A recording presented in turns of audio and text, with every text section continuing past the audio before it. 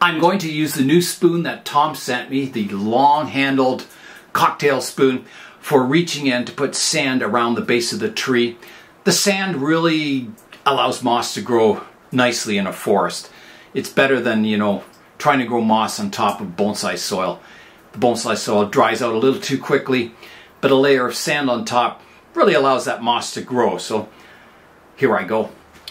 All right, I have my sand and my spoon. So look at this, I can reach right in there. No problem. That is awesome. This is perfect for forests. I find that forests are kind of like a ship in a bottle, that, you know, you have to have all these special tools to reach in there, because you can't get your hand in a lot of forests. They're just so dense, especially these small forests with a lot of trees. It's really hard. I could never get my hand in here. You have to use tools. Okay, that's looking good. I'm going to give that one more watering just to settle the sand in a bit. Just a light watering. Here I go.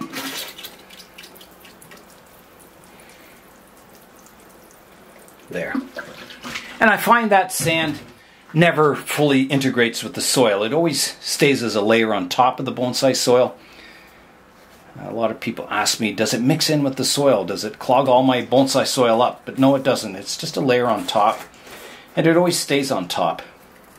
So now I'm starting the cleanup, getting rid of all this excess soil that I spread all around the place and made a real mess here.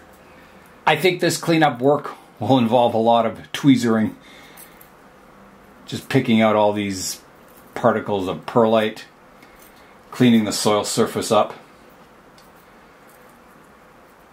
And then I'll have to plant my moss when I've got this all looking good. I'll use the same moss that I took out of the forest, so it matches all the surrounding moss. And hopefully by the end of the day, you'll never tell that I planted a new tree in this forest. It'll look like it's always been there. I'm just moving some of these branches that have fallen down. I've knocked them off the main tree, or the dead tree. And it may be something that, you know, eventually all these branches might rot away and fall down. We'll see. Lots of cleanup here. I'm going to have to use my spatula as a shovel here and try and get all this soil out of here.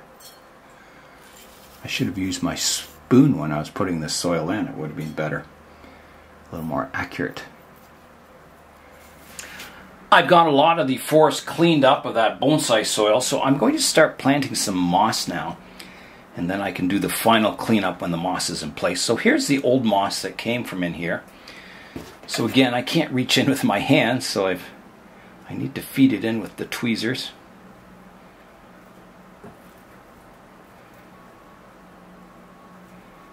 I don't want the moss growing right at the base of the tree, but I do want it kind of in between all the trees. So I think there is good, and I'll push it down, making good contact with the bonsai soil and the sand, so it should grow really nicely. And I may need to add some more moss around here. It's a bit bare in some areas.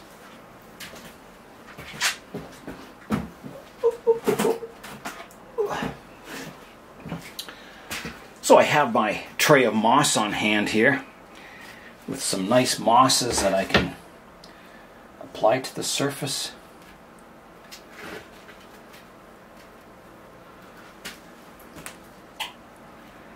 So I'll put some nice moss right here between these trees.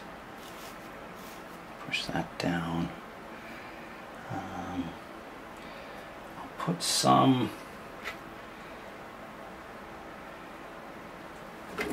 right deep in the forest here.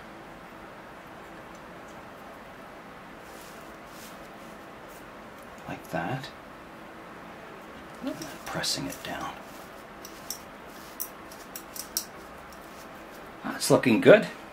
Then I better go around the back of the forest and do the same. There's a good clearing here that I can reach in and plant moss, which is really nice. So I'll put that behind the tree here.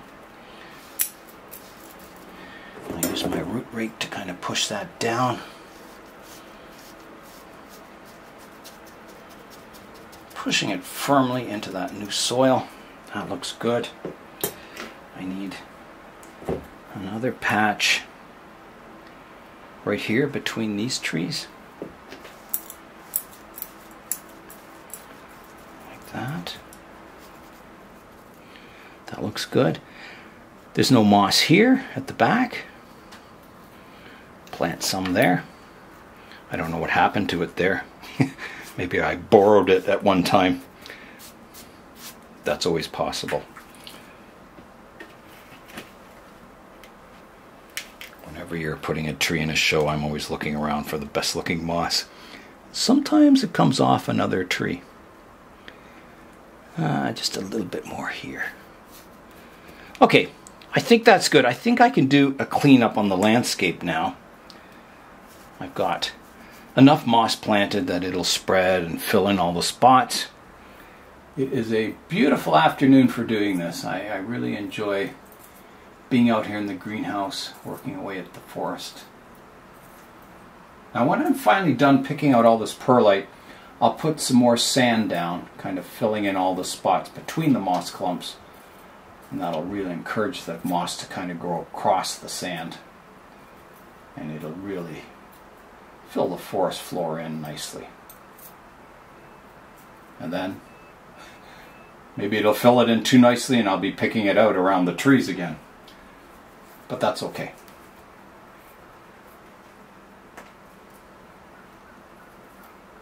I hear the crows in the background.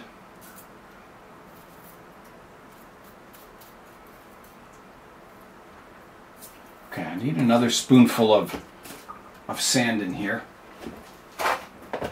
So I'll use my new spoon. Come in here. In here. And this sand is just playground sand mixed with white sandblasting sand. And it just lightens the sand up a bit. I find the playground sand is a bit too dark. And the white sand's definitely too light. And I find kind of the mixture of the two is about right to kind of... Yeah, it just looks about right. And you can vary it. I mean, you can have playground sand in one area, the lighter sand in another area, and it, you know, some variation in the forest floor always looks good. I think the sand in my pathways is a bit darker. Okay, so I've got a lot of perlite to clean up here, but you can see the main tree is looking pretty good now. Happy with it. Looks natural. Looks like it's always been there. I love the sunlight on the forest. I think it's so cool. Sunlight is the best lighting ever. It's almost when, you know, you take your trees to a bonsai show, you know the lighting is going to be not so great. And the tree, you know, in the sunlight they always look the best. But at a show, you know, usually the lighting's way up high in the ceiling and it's not so bright and it's not directed at your tree. So you know your trees can always look better in sunlight. They look more natural, you get shadows. It highlights the bark more. It's an interesting thing, when trees are photographed at a show, the lighting is usually very soft. And soft lighting can be nice on some trees. Like a tree that has smooth bark can look good with soft lighting. But if you change it to, you know, almost like a flash lighting that creates sharp shadows, it creates a totally different look in the photograph. It can bring out the rough bark of a tree. It can bring out the circular look of the trunk. You know, the diameter of it doesn't look so flat. But I don't see a whole lot of experimentation around with photographs on bonsai. They're generally you know, pretty portrait lighting is what I would call it. Kind of flat, smooth portrait lighting that lights. There's usually a key light and then a fill light and sometimes a backlight that kind of highlights the edges of the trees. The same as you would do with someone's face. Very rarely do you see like a direct overhead sharp lighting that simulates the sun at high noon, or sunset lighting, low angle lighting that's kind of got a bit of a yellowish reddish tone to it. Usually pretty standard photographs. I think if I were creating a bonsai book, I would have photographs under different lighting conditions. Sunlight, you know, the evening light, the morning light, foggy days. Really bring a variety of pictures into the book. One of my favorite books is The Four Seasons of Bonsai. And it shows the trees in all the different seasons: spring, summer, fall, and winter. And it was the first book that I saw that showed trees under different conditions other than, like, you know, trees that are prepared for spring or summer. It showed the winter silhouette and the leaves coming out in spring, and then the mature full look of summer, and then fall colors, and then the winter silhouette again. Really cool. I think I need a little more sand in here. Right here. Like that. And maybe a little right here too. And when I water that, it'll all blend in nicely. I haven't had the vents open up in my greenhouse yet this year, but I'm sure one of these days they will. It is getting quite warm in the greenhouse here. I've got the heat right off. It's getting close to 30 degrees Celsius. So I'm going to open my door here, try and cool it down. I just realized how warm it was in here. Here I was working away nice and comfortable, and that's the reason why, is that it's super warm in the greenhouse. I've prepped the soil surface with the sand, picked all the perlite out, so now I'm ready to give it a watering to kind of wash all that sand into the moss and kind of integrate it with the landscape. So here I go with the watering now. All right, here I go with the water, coming from above.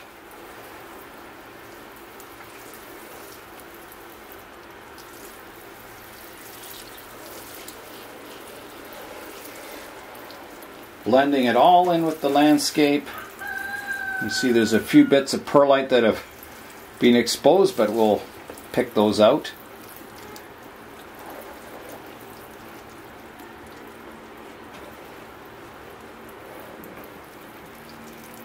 Okay, that's a good watering of the sand. I've cleaned up the forest floor. It's all looking quite nice now. I think it's time to step back and have a look and see how the forest looks. I'm standing back having a look at the forest now. I can see there's a couple of trees. There's one here, a larch, that's on a bit of an angle, but it's not too bad. So that could be straightened up in the future. Maybe the one at the back, the Black Spruce, is on a bit of an angle too, but nothing too bad. Most of the trees are vertical. I think I could add another tree, maybe a spruce up front here. I think that would look good, and maybe a few more trees in the very back behind the main part of the forest there. If I look through the kind of trees, there's it's a bit open looking. It could be a little denser, I think, back there. This forest is a very young forest, a very immature forest. The oldest tree in this forest is no more than 5 years old from seed.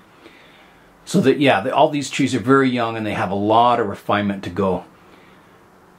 And I think that refinement will just add to the miniaturization of the forest. I don't think you'll see dramatic changes. It'll just be refinement to the branches, getting to weep over the years and improving the structure and the character and building up bark on the trees. And yeah, I think it has a lot of improving to do before it becomes kind of a nice showpiece, but it's getting there. I'm really happy with the arrangement. I think it just needs time and care now.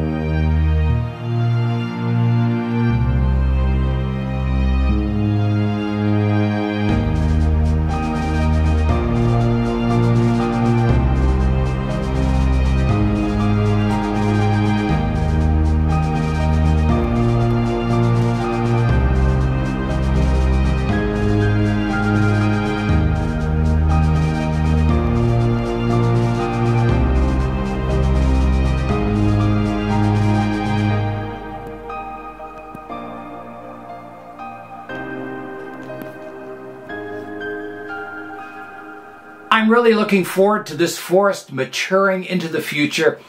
I think it's going to look really good someday. That is all for today. I'm Nigel Saunders. Thanks for joining me in the Bonsai Zone.